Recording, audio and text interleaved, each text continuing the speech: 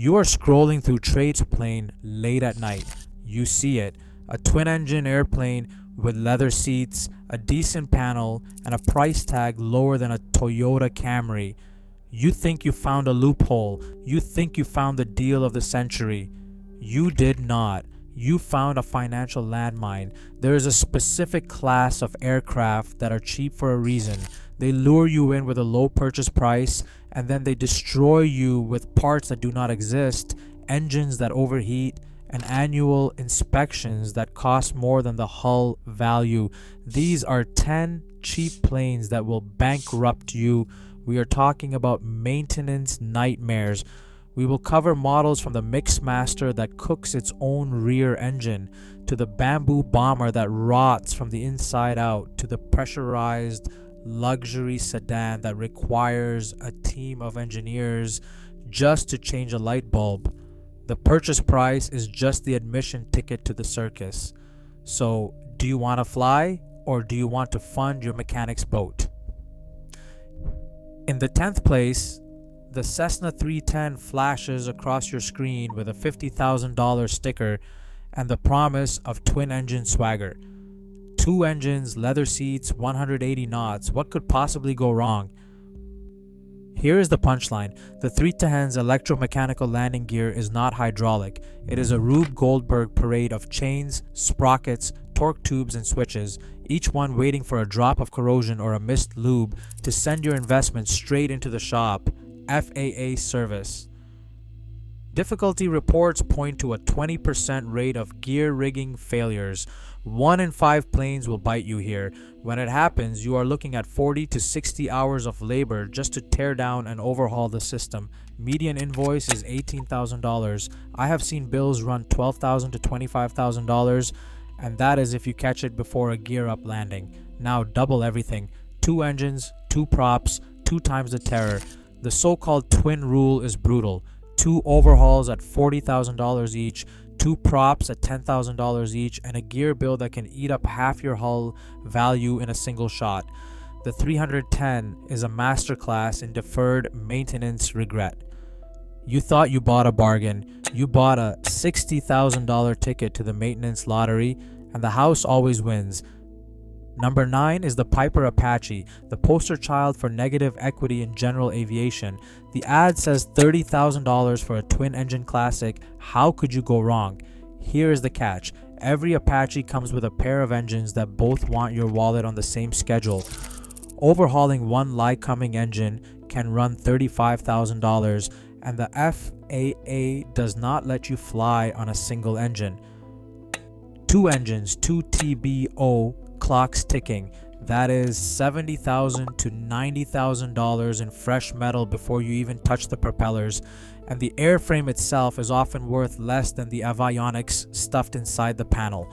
Annual inspections, budget $10,000 to $20,000, especially if the 1950s tube and fabric construction reveals hidden corrosion or you get hit with a heater overhaul. Insurance companies know the math. Premiums spike as soon as they see Apache on the form, and if you ever try to sell, buyers will be running for the exit. One owner bought it for $30,000 and racked up $45,000 in the first year, just keeping the engines alive and the fabric from turning to dust. Single engine performance is marginal at best, so you are not even buying a safety net. You are buying 2 mortgages stapled to a hull that loses value every time you open your checkbook. You think you stole it. The seller stole your future. In 8th place, the Cessna 337 Skymaster lures you in with a $40,000 price tag and the promise of centerline thrust. No VMC, no drama. But the real drama starts once you pop the cowl on that rear engine. Crammed behind the cabin, starved for airflow, it runs 50 to 100 degrees hotter than the front. NASA incident reports peg 18% of Skymaster heat events directly on that rear engine. Mechanics call it the barbecue pit. Cylinder cracks show up quarterly, and 25% of service difficulty reports cite rear engine failures. Each cylinder costs $7,000 to $12,000, and there are 6 of them. A rear engine overhaul costs $28,000 if you can even find a shop willing to crawl in there. Routine tasks double or triple in labor. An alternator swap that takes 2 hours up front eats 8 hours in the back. And that is if your mechanic does not quit halfway through. Every maintenance job on the rear engine is a labor multiplier, 50 to 100% more wrench time at every interval. The invoice does not care that you got a deal. It just keeps growing. That bargain Skymaster is a heat-soaked, wallet-draining masterpiece on paper and carnage in the shop. Number 7. The Beechcraft Skipper invites you in with a $25,000 price tag and the Beechcraft badge, trainer luxury on a shoestring. But here is the catch. Only about 250 skippers ever left the factory, and Beechcraft walked away from the model in the early 1980s.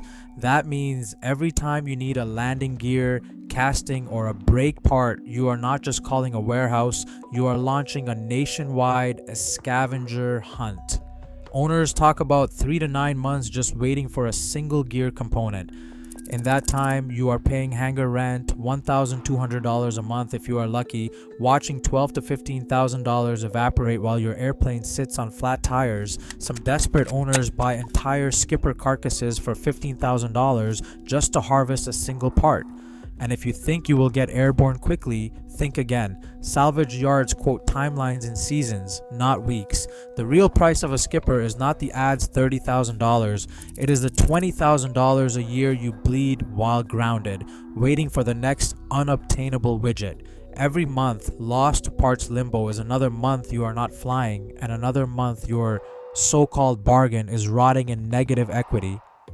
In the world of orphaned airplanes, the skipper is less an aircraft and more a lesson in patience and in just how expensive downtime can be. Number 6, the Rockwell Commander 112 and 114 is the perfect example of a plane that turns a tempting sticker price into a year-long financial hostage situation. The ad screams $50,000 to $70,000 for a wide cabin cruiser, roomy, stylish, and cheap enough to make you wonder what is wrong with the rest of the market. Here is the catch. Airworthiness Directive AD 811308, the elevator spar crack directive, is your new landlord. If you find cracks, and you will, because most of these planes are pushing 50 years old, you are grounded until you comply. No factory, no off-the-shelf solution, just a scavenger hunt for a part that has not been built in decades. The best case scenario is a used or new old stock spar, which might run $15,000 per side if you are lucky enough to find one. Most owners end up commissioning a custom fabrication, and that is where the real horror begins. The bill for a full spar build and install, expect $25,000 to $40,000, and that is before you pay for the engineering sign-off, the alternative means of compliance paperwork, and the months of hangar rent while you wait. 4 months is optimistic. A year is not unusual. Every week your commander sits on jacks, your so-called bargain is bleeding value, and your insurance company is rethinking your hull coverage. Unlike other orphans, this is not a missing widget, it is a flight critical structure. Until you pay, you are not flying. Buy the wrong commander and you are not just buying an airplane, you are buying a front row seat to the orphan crisis, and the price of admission is whatever your mechanic can dream up. Number 5, the Mooney M20 is where the bargain hunter's dream turns into a recurring nightmare, one that leaks from the wing straight into your bank account. The ad says $45,000 for a sleek 200-knot speedster. You picture yourself slicing through clouds, burning half the fuel of a Bonanza, and feeling like you beat the system. But the system has a trick up its sleeve, the infamous Mooney wet wing. Mooney did not build separate fuel tanks. They poured sealant into the wing cavities and called it good. That sealant is now 40 years old and about as reliable as a politician's promise. 30% of Mooney service difficulty reports flag fuel leaks, stains on the hangar floor, that sweet avgas smell, and the creeping dread as you realize you are about to pay for a full reseal. That is not a patch job. It means stripping the wings, scraping out every last bit of old goo, prepping bare aluminum, and reapplying sealant by hand. It is 50 to 70 hours of labor plus materials, and you are grounded the entire time. The median bill is $13,000, but I have seen invoices hit $18,000. And here is the kicker.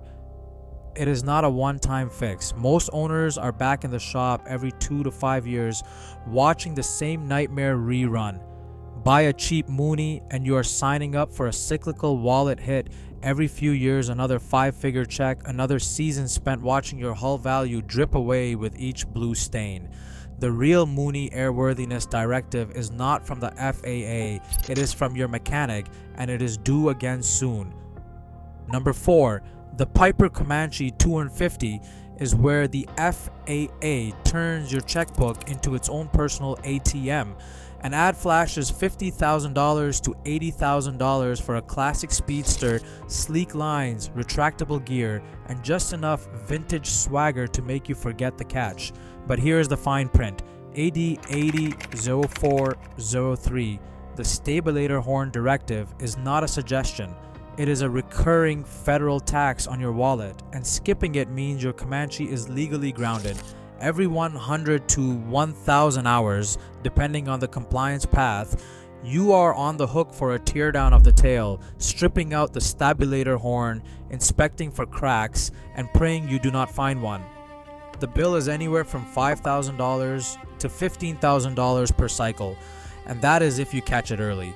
Some owners try to buy their way out with an AMOC, an FAA, blessed workaround that runs $3,000 to $8,000 up front, plus engineering fees and paperwork that would make a tax accountant sweat. But even the AMOC does not buy you freedom. It just resets the clock on the next inspection. About 15% of Comanches out there are not compliant, which means they are sitting in hangars, gathering dust, and bleeding value with every passing month. The real horror is not the mechanical work, it is the knowledge that no matter how carefully you budget, the government can drop a 5-figure invoice on your lap at any time. In the world of Comanche ownership, the purchase price is just the ante. The real game is keeping the feds and your mechanic from eating you alive, one airworthiness directive at a time. Coming to the top 3, the Bellanca Super Viking taunts you with a $40,000 price tag and the promise of 190 knots on a budget. The ad reads like a love letter to speed and style, a hand-built classic with real wood in the wings, fabric that gleams, and a reputation for out-climbing the competition.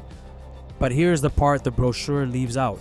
That wood spar is not just a talking point, it is a ticking time bomb, and moisture is the fuse. Every Super Viking is a gamble against rot. All it takes is a little water sneaking past the wing root or a missed inspection, and the heart of your airplane starts to delaminate from the inside out. The Federal Aviation Administration knows it. Airworthiness Directive AD 890505 demands regular moisture probe checks, and those inspections are not just a formality. Shop logs and service difficulty reports put the spar rot rate at 12%. If the probe finds more than 20% delamination, the verdict is brutal. Your Viking is scrap. There is no patch, no alternative method of compliance miracle, just a red tag and a hull value that evaporates overnight. Think you will just fix it? A full spar repair is a unicorn in this business. On the rare occasion a shop will even quote it, you are staring down a $30,000 invoice, minimum, often more than the plane's worth. Most owners just walk away, parting out what is left for pennies on the dollar. The inspection itself is not cheap, running $2,000 to $5,000, and every year you are rolling the dice again, hoping the next probe does not spell financial ruin. One rainy season, one missed leak, and your so-called bargain turns into a total loss restoration nightmare. The Super Viking is not a plane you own, it is a plane you borrow from the laws of chemistry. Buy in at the wrong time and you are not just grounded, you are underwater, staring at a wing spar that is worth more as firewood than as an airworthy structure. The lesson is harsh but simple. In the world of wood and fabric, the real rot is not in the airplane, it is in your wallet. Number 2, the Cessna T-50, better known as the Bamboo Bomber, is the final boss of financial despair in the world of cheap airplanes. The ad says $20,000, maybe $40,000 if you are feeling fancy, and it whispers the siren song of World War II nostalgia, twin engines, and a classic silhouette. But here is the truth. Every T-50 on the market is a restoration project, and every restoration project is a bottomless pit. This is a wood and fabric airframe built in an era when termites outnumbered mechanics and plywood was considered high-tech. What you are really buying is a full airframe rot inspection, and let us not sugarcoat it, you are going to find rot. Moisture, fungus, glue failure, and the occasional insect colony are just the beginning. EAA logs show restorations running 2,000 to 5,000 labor hours. At even a modest $100 an hour, that is $200,000 to $500,000 before you buy a single part. Actual case studies, one owner spent 3,200 hours and $320,000 getting a T-50 back in the air.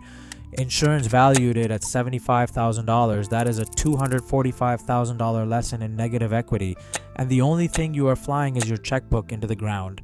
The market for a finished T-50 hovers around $50,000 to $80,000 if you can find a buyer at all. Most end up as hangar queens, museum pieces, or parted out when the next round of rot shows up. The restoration math is brutal. Every dollar you spend past the purchase price is a donation to the lost cause of vintage aviation.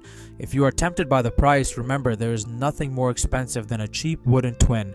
The Bamboo Bomber does not just drain your wallet, it burns the remains for warmth. And finally, in first place, the golden rule that every battered owner wishes they had heard before signing the check.